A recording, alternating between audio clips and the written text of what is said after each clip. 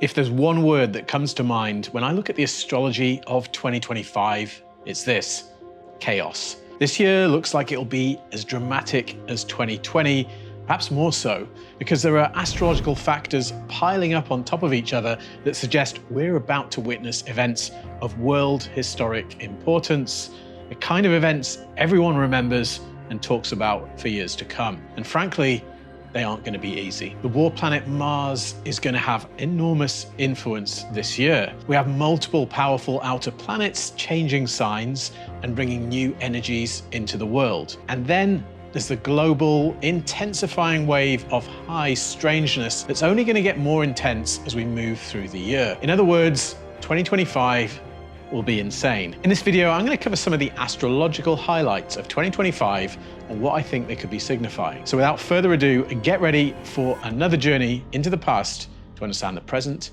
and the future.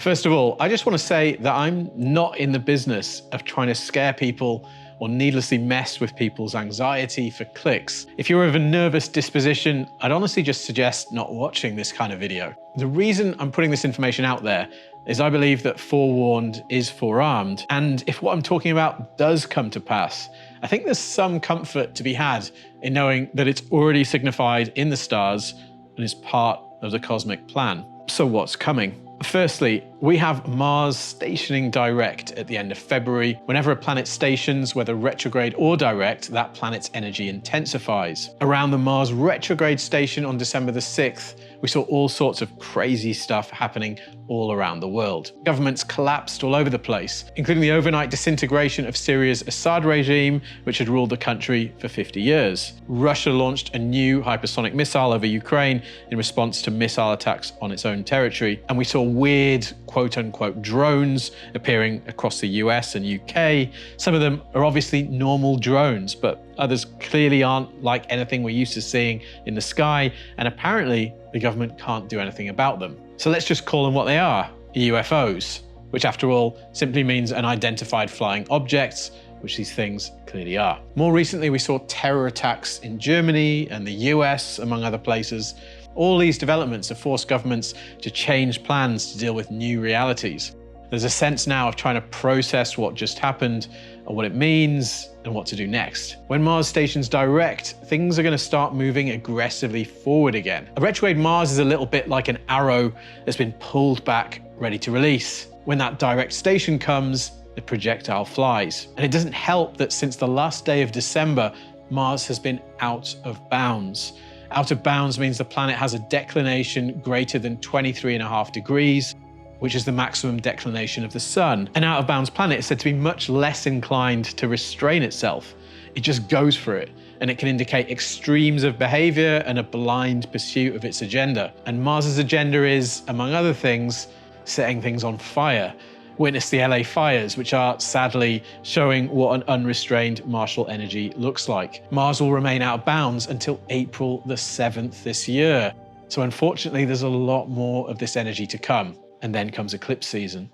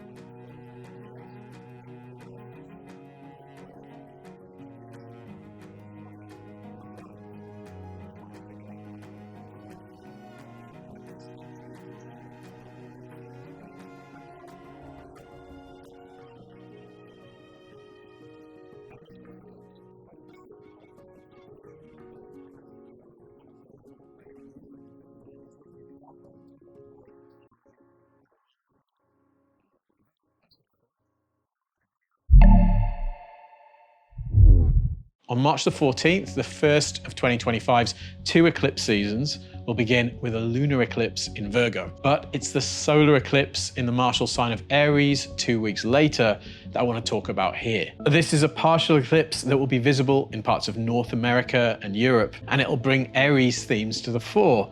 That's war, exploration, adventure, assertiveness, pioneering, and so forth. It's not the most powerful eclipse, which might be a saving grace, but what worries me is it's hitting a lot of key country charts very directly, like Germany, Russia, China, Taiwan, and Iran, to name a few. It's also hitting the NATO chart very directly. When there's already a fractious, warlike climate with multiple conflicts threatening to expand, this isn't really what you want to see. I'm not saying we're looking at World War III breaking out in March, but frankly, those are a lot of the charts you'd expect to be hit if that was what was going to happen. And there's something else going on that a lot of astrologers are going to miss unless they're familiar with the Uranian school of astrology, which uses hypothetical planets. I know that sounds crazy, but trust me, these planets really do work. On March the 23rd, we're going to see the first of a series of oppositions between Pluto and Vulcanus, which is a Uranian planet signifying power,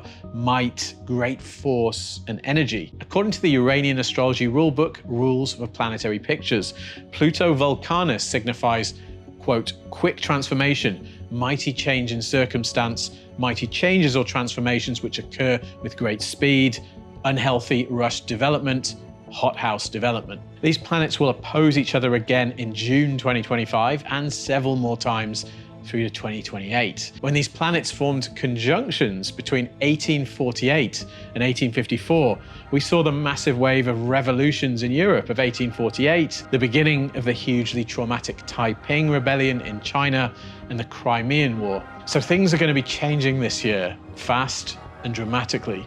Get ready to be quick on your toes and ready to adapt. And then we get even more Aries activation, because on March the 30th, Neptune, planet of the ideal, moves into that sign. Neptune governs trends and fads and the public imagination. It governs our shared ideals and the kind of people we think are heroes. Since 2012, Neptune has been in the mystical, idealistic sign of Pisces, sign of the visionary, the artist, the drunk, and the martyr. But Neptune in Aries is quite a shift. It will likely herald a public mood that prizes pioneering, adventure, taking action, and even the glorification of struggle and war. The heroes of the era will be bold and brave. They may be warriors, whether literal or metaphorical. Young men who've not had the best time through the Neptune in Pisces era are suddenly going to find that their stock has risen. They'll be back in fashion. Now, according to the astrologer Stan Barker, who literally wrote the book on the Neptune cycle, The Signs of the Times, Neptune's sign changes wash over us like waves. They blend into one another and start washing over us long before Neptune actually reaches a sign. So we've already got a good feel for what Neptune in Aries will be about. It's already been building for some time. So I suspect that in part it's growing nationalism, right-wing populism, and anti-woke reaction. In general, I think Neptune in Aries will see a much more volatile situation geopolitically, with more nationalism and countries taking action that they believe are in their interests, regardless of things like international law. Donald Trump talking about buying Greenland and annexing Canada captures the spirit quite well. Given that the global situation already feels volatile, Neptune entering Aries feels like throwing gasoline on the fire. I don't want to imply that Neptune in Aries in general is a bad thing. Every sign and the impulse it represents has its place. Every sign has healthy and unhealthy expression. Of course, one of the mundane astrology facts that everyone knows is how the US Civil War broke out on April the 12th, the day before Neptune moved into Pisces, the last cycle round. Neptune in Aries speaks to an ethos of separatism, which will come at the expense of the domain of Aries' opposing sign, Libra, the sign of balance, union, and harmony. So in 1862, we saw that expressed with states leaving the Union following the election of Abraham Lincoln. Where's that spirit of separatism going to express itself this time? Well, it's quite likely we're going to see tensions once again between the individual states in the US and the federal government. But we should also bear in mind that the broader context has changed. We're living in a globalized world now. So perhaps the union that states will be resisting isn't the American Union, but the global union represented by the UN system. This might be signifying a battle on the part of nation states against globalism. But this is a fight we're all going to take part in on one side or the other, because the technological systems that are being put in place affect all of us and demand we all participate. We saw that during COVID-19, and I think what happened during that period is something of an omen of what's to come. And then, joining Neptune in Aries, comes Saturn. On May the 25th, Saturn will join Neptune in Aries, marking the second of our big planetary sign changes in 2025. Saturn will be in the sign until 2028. As the last planet of the traditional cosmos, it stood at the boundary to the divine realm, serving as a kind of guardian at the threshold of what lay beyond. And so Saturn is the planet of limits. It tends to show us the extremes of the area of life it's working on. It either denies us something completely, or it gives us so much of it that it feels like we can't take any more. So you like donuts, eh? Well, have all the donuts in the world! With Saturn in Pisces, the sign of universal flow, we've seen big upswings in migration in many places. At the same time, we've seen measures and laws to ban immigration or restrict it. Look out for a lot more of this dynamic in 2025 as Saturn reaches the later degrees of Pisces. And Saturn's going to do something similar in Mars's sign of Aries. So we may see complex dynamics around war with Saturn in Aries. We're likely to see new laws and regulations having to do with conflict.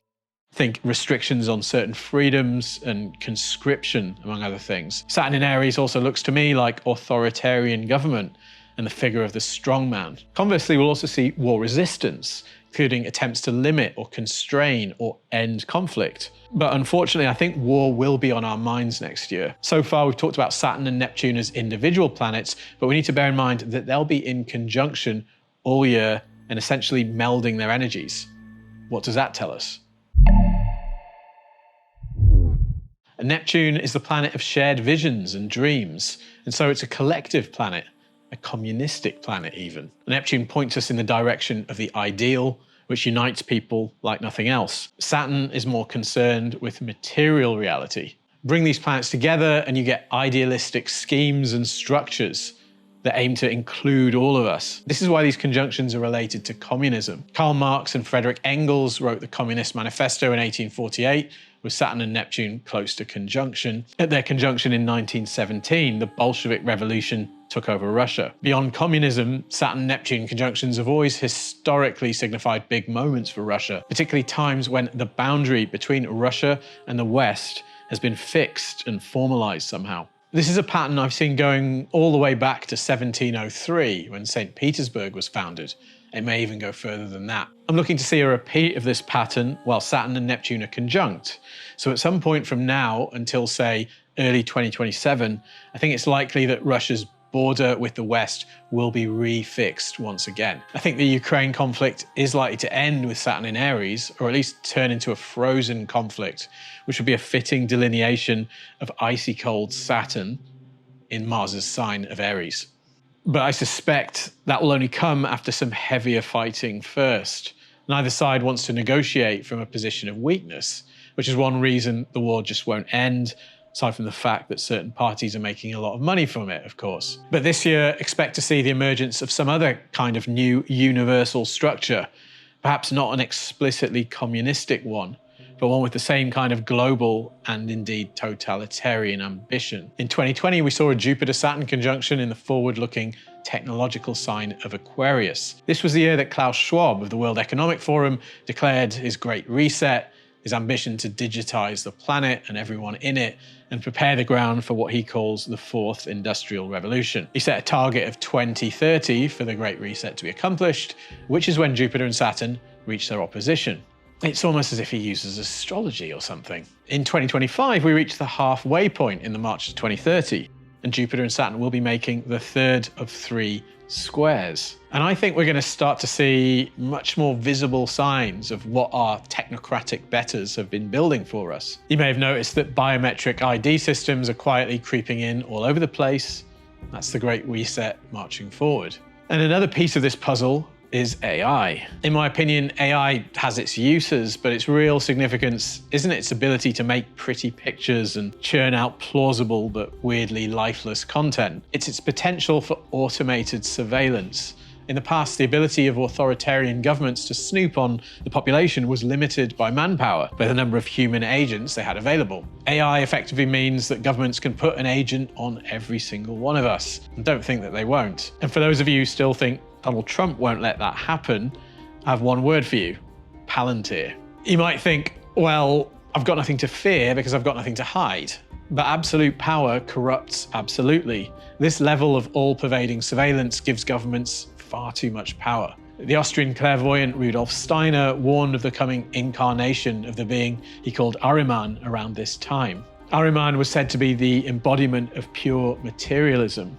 Steiner thought he would incarnate as a human and that the ground would be prepared for his incarnation in advance. Perhaps the AI-driven control grid could be his chosen vehicle. Steiner said Ahriman's incarnation couldn't be stopped. The important thing was that we had to see it for what it was when it arrived. I don't like to preach too much on this channel, but I will say this: we need to remain very aware of what technology is being used for and what it's doing to us in 2025. As if all that wasn't enough, according to the Iranian School of Astrology, Saturn-Neptune conjunctions are associated with plagues and sickness. So we can't rule out another serious pandemic emerging this year, which may be used to justify measures that further the Great Reset agenda I've been talking about. 2025 looks like a crisis year, and crises and the fear they generate are how power gets what it wants.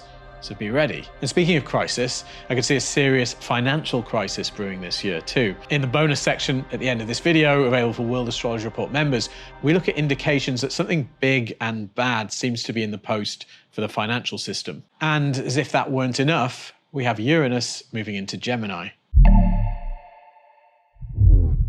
On July the 7th, Uranus moves into Gemini for the first time in its current 84-year cycle. Uranus is a Promethean influence.